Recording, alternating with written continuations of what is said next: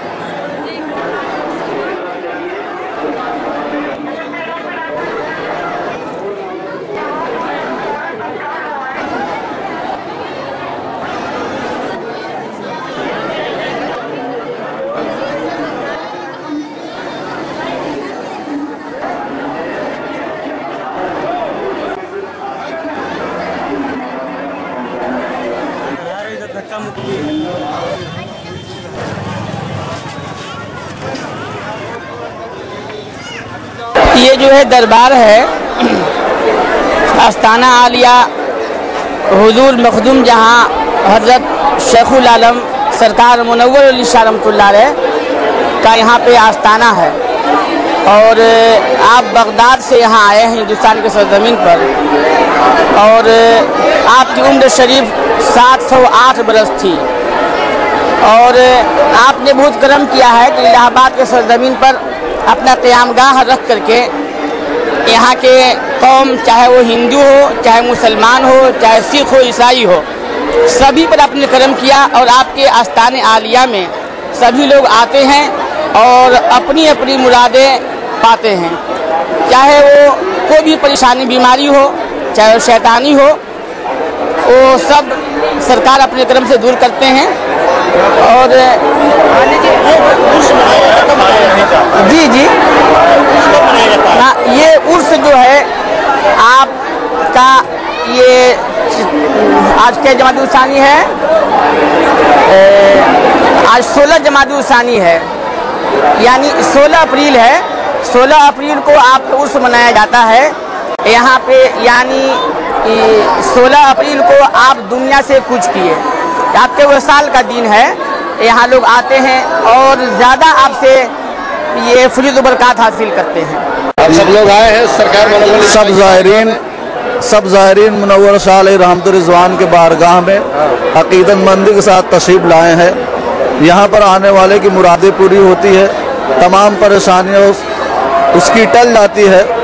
और वलियों के दरबार में वलियों के ज़िक्र से, जहाँ पर औलिया कराम का ज़िक्र होता है, अल्लाह की रहमतें बरसती हैं और आने वाले की तमाम परेशानियाँ अल्लाह तबारक व तआला अपने वली के सदक़े में टाल देता है।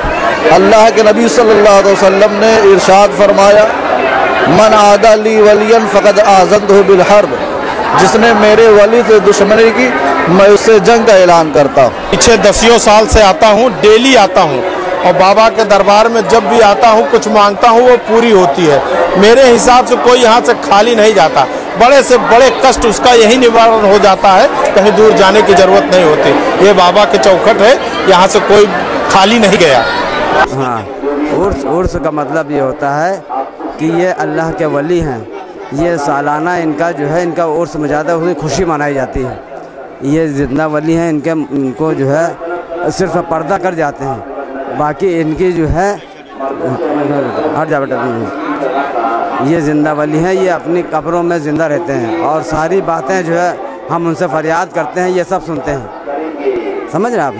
हाँ, और आपका मर्तबा जो है बहुत बड़ा है, और आप शहंशाह बगदाद पीरान पीर दस्तगीर रहमतुल्लाह अलैह के जो है चहीते हैं, और ये बगदाद शरीफ से भेजे गए।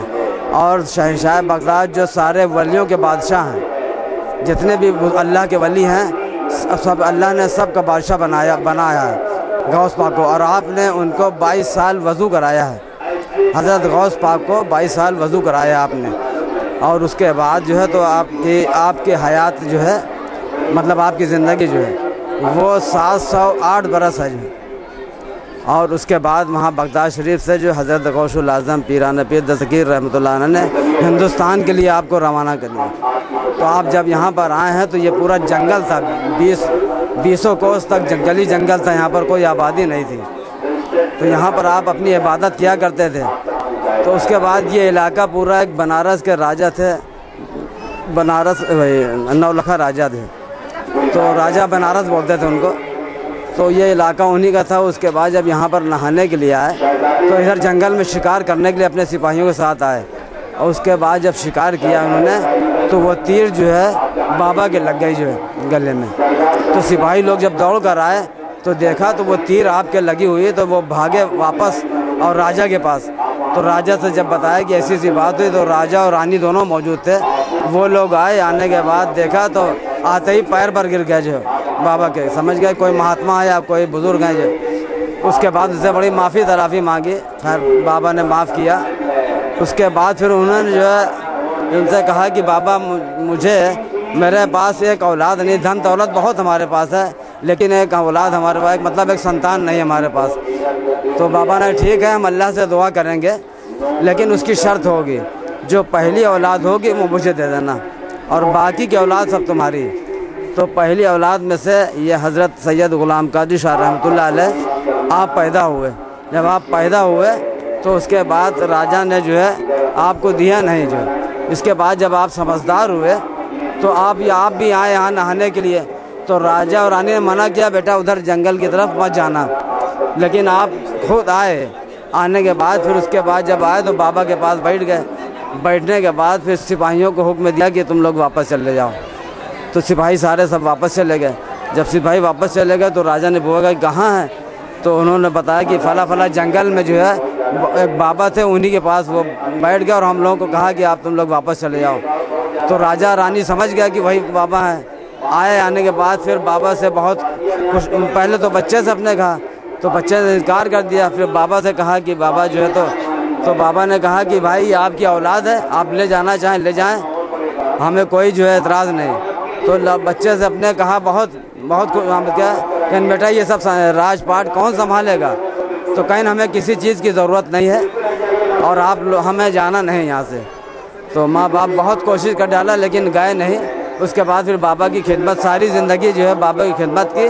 और उसके बाद यहीं पर आपकी भी मज़ार यहीं पर है, हज़रत ग़ुलाम क़ादी शाह रहमतुल्लाह की आपकी भी यही मज़ार है। तो आप बिल्कुल एकदम उनके बिल्कुल चाहते हैं, आपके गरीब बाबा के बिल्कुल चाहते हैं। तो आपका हुक्म है कि जो आने वाले आदमी हैं वो पहले बाबा ये हज़रत ग़ुलाम क़ादी शाह रहमतुल्लाह के यहाँ जाएँ, फिर उसके बाद हमारे वहाँ की हाज़िरी दे दें। हर धर्म के लोग आते हैं? हर धर्म के लोग आते हैं यहाँ पर, हर धर्म के लोग आते हैं और हर धर्म में लोगों को फ़ायदा पहुँचता है। ये सब लोगों को फ़ायदा, यहाँ पर कोई जो है मतलब ऐसा नहीं है कि फला धर्म का आदमी है उसको ना फ़ायदा। वो बाबा की निगाह सब के ऊपर है, ये नहीं कि सिर्फ मुसलमान के ऊपर, सब हर धर्म के लोगों के ऊपर है।